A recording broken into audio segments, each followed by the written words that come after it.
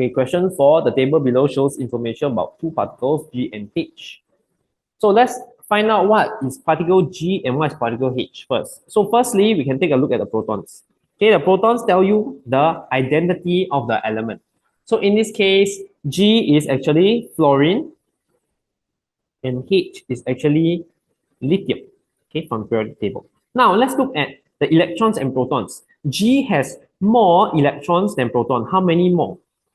It has one more, right? 10 minus 9 is 1. So that tells you that F is actually F minus ion. And for lithium, it will be one more proton than electron. So this will be lithium plus. Okay, so these are ions. So F minus and Li plus. So let's look at the four options and determine which is correct. A, particle G is from group Vi of the periodic table. So G has 9 protons. So from the periodic table, it is actually fluorine, right? Fluorine. And fluorine is actually group 7. Okay, so this one is wrong.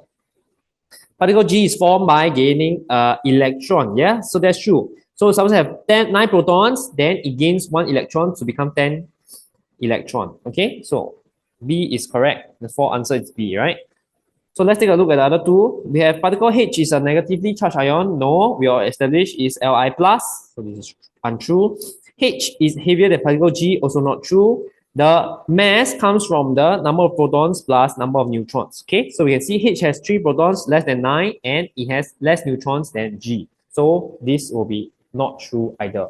So in this case, answer will be option B.